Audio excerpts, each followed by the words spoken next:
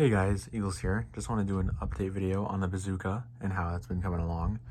So as you can see, there's a lot different from when it was last seen, where I last did a video on it, I should say. I think the last time I saw it was in totally new condition when I bought it. But now, as you can see, it's totally different. It's got a different color.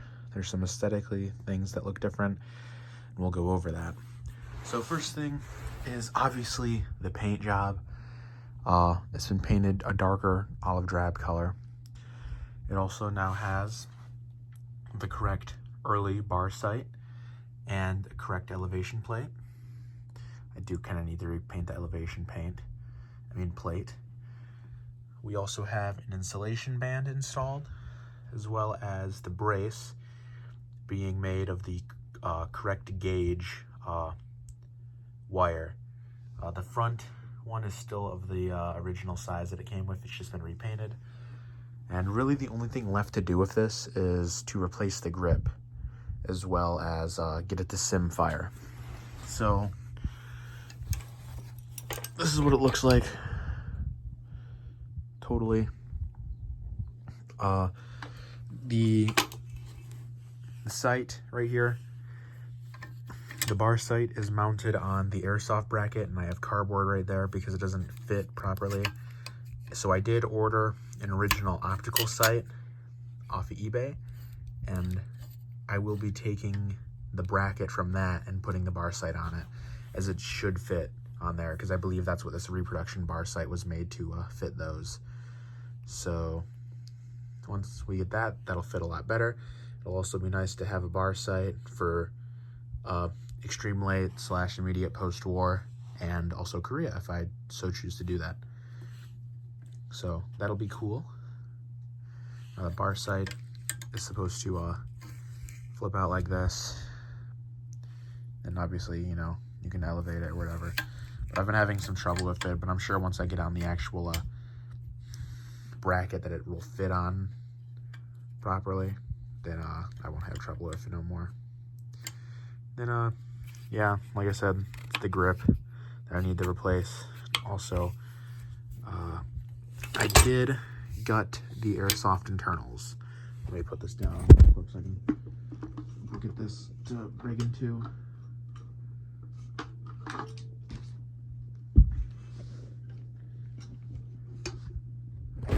Alright, we're now broken in two.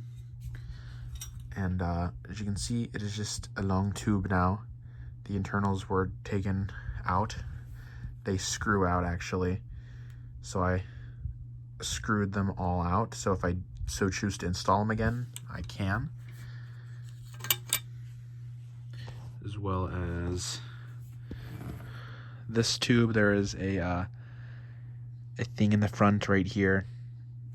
And that's where the 60 or 30 millimeter or whatever it is grenade would sit. For the airsoft one, and I'm unable to get this one out, but I think I'm going to leave it in there just because despite this not being able to fit original rockets, I'd still like to have a complete and total obstruction in the barrel just to make things easier in case I get questioned by I don't know, ATF or something, which I don't think would happen. But yeah. Anyway, speaking of rockets, because I forgot to get this out, we have an M6A3 rocket right here. It's been stenciled. It has the stuff in the rear, the wire and whatever. Now all that it needs is a safety wire, and then this rocket is pretty much good to go. And like I said, these do not fit in the end of it, unfortunately. It's slightly too narrow, the tube, to fit rockets.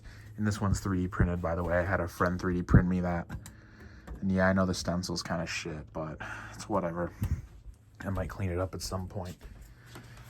All right, now for other channel updates and last words on the Bazooka. Like I said, I have an optical sight on the way that I will be using to replace that, and then all that's left to do is the grip. And that's going to take a while because I might have to totally redo it and modify the one already on it to make it more appropriate to the one that would have been issued with, or I need to find one that would be issued with, and those are really hard to find. Anyway, now for just some general update stuff. I have an event coming up. I got a bunch of my stuff out over here. It's we're doing Normandy, my group, webbing and stuff. I have 2 bedrolls, one with my bedding and then the other with my tent supplies. But yeah. And I'm also working on grenades as well. Keep walking back and forth from my rooms. Where did I put them? Oh, it's in here. I don't know why. I left it out on purpose. I'm so stupid. So I've been working on grenades. These are the post-war RFX kind, because I have sourced original fuse assemblies and whatnot. So I've repainted them, repainted the spoons, put the yellow band on the top. And what I'm currently working on is I'm working on getting these grenades to sim fire. So if I can pull the pin on this, it might work. Eh.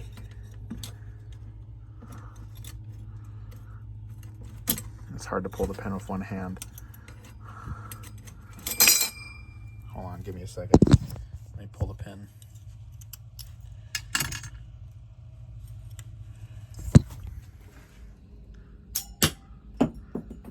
Yep, that's right.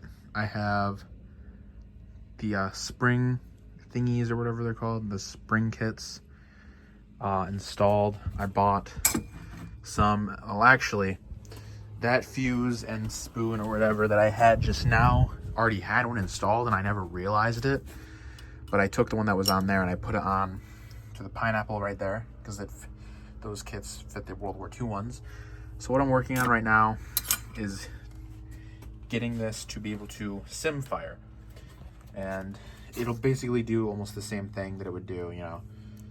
Basically, I want it to where it pulls the pin and it ignites the fuse on the inside, and then since these are hollow, I'll have like a charge or something blast out that side.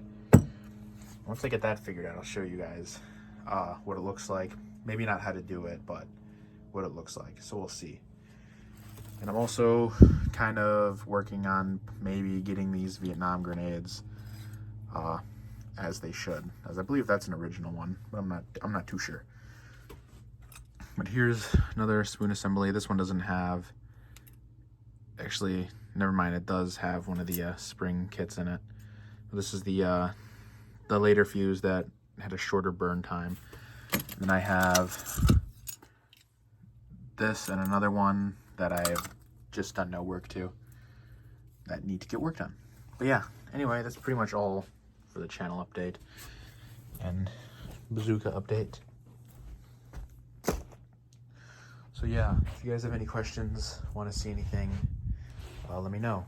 That's all I got for this video. Eagles out.